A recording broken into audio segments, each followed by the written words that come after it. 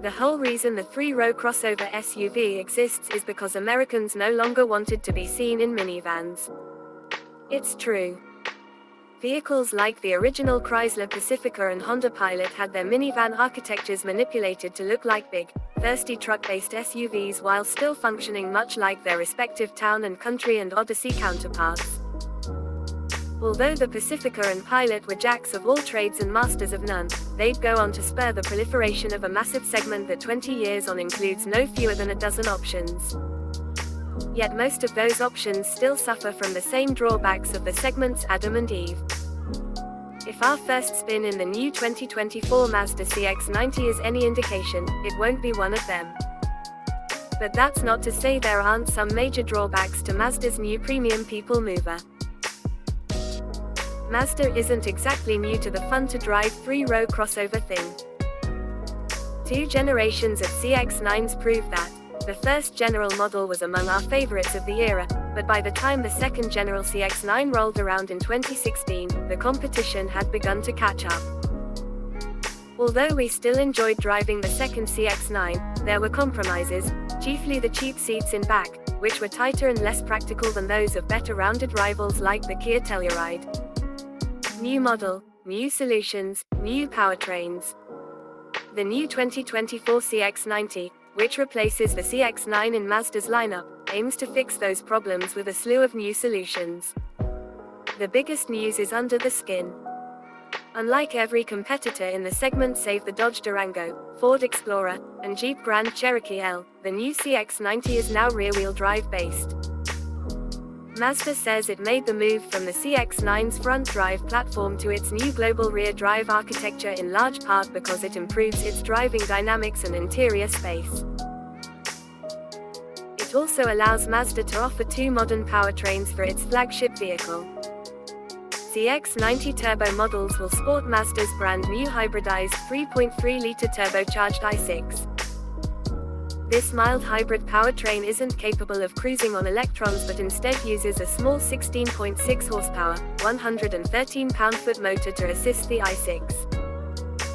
The motor fills in torque while the turbocharger stalls up to provide instantaneous throttle response and also reduces the engine's workload while cruising to improve fuel economy. Available in Turbo and Turbo S guises, no word yet on whether Mazda cleared this usage with Porsche. The powertrain is good for 280 horsepower and 332 pound-feet of torque in the CX-90 Turbo and 340 horsepower and 369 pound-feet in the Turbo S on premium fuel. Opening parenthesis. Horsepower drops to 319 on regular. When it's paired with a new 8-speed automatic and standard all-wheel drive, Mazda expects the mild hybrid CX-90 to improve on the CX-9's 2026 23 mpg city, highway, combined EPA score, achieving a Mazda estimated 24/28 25 mpg for the Turbo and 23/28 25 mpg for the Turbo S model. Also available across the bulk of the range is the new CX-90 PHEV.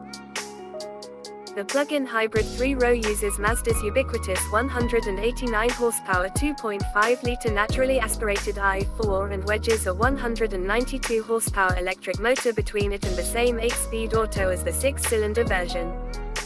AWD is also standard. The powertrain produces a combined 323 horsepower and 369 pound-feet.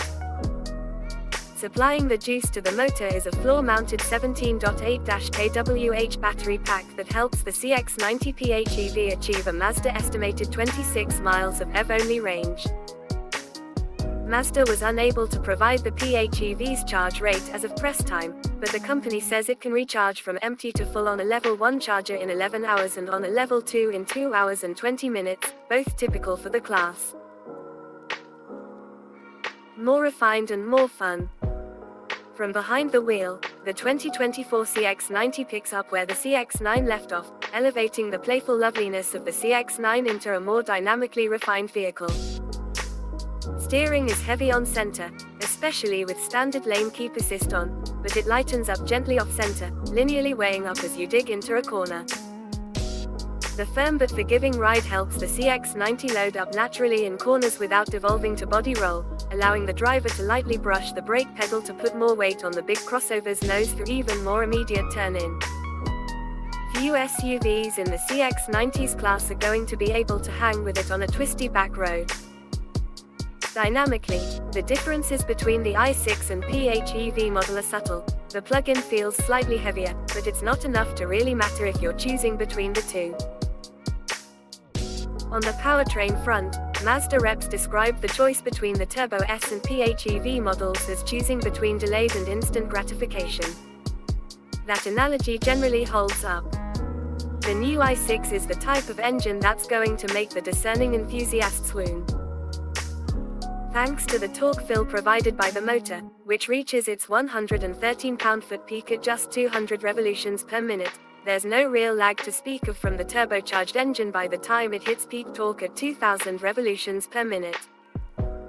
The spunky and smooth revving engine feels naturally aspirated in its response to throttle inputs and really rewards drivers who ride the tack needle past 4000 revolutions per minute. Oh. And it has one of the best exhaust notes we've heard from a 3-row family crossover this side of a Dodge Durango Hellcat. The 8-speed and i6 pairing is a good one, too. The transmission shifts smartly and quickly, generally doing its best to disappear into the background. The CX-90 PHEV isn't quite as cohesive as the i6, though it's still quite good. With a full charge, the plug-in hybrid model's default drive mode favors the electric motor, shuffling its power through the 8-speed auto as the 3-row gets well into highway speeds. Dip about 3/4 deep into the throttle to shoot a gap or pass slower traffic, and there's a noticeable delay as the 4-cylinder fires up and some shift shock as the 8-speed downshifts. Similarly configured PHEV systems, like the one found in the Jeep Grand Cherokee 4xe, generally accomplish the same task without being quite as jerky.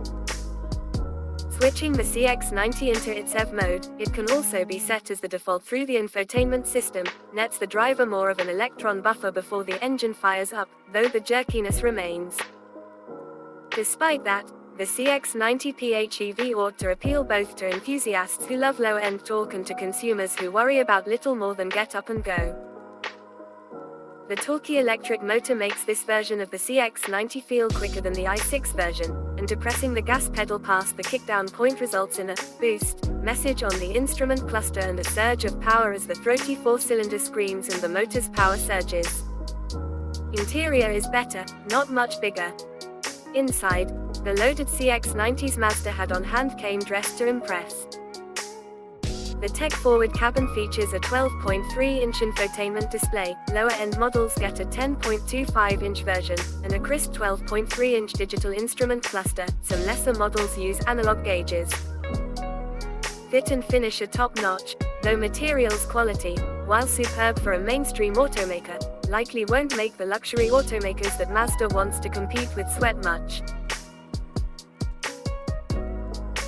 Mainstream automakers aren't likely to lose much sleep over the CX-90's packaging, either, even though it's available in 6, in a 2-2-2 arrangement, front to back, 7-2-2-3, and 8-seat, 2-3-3 configurations.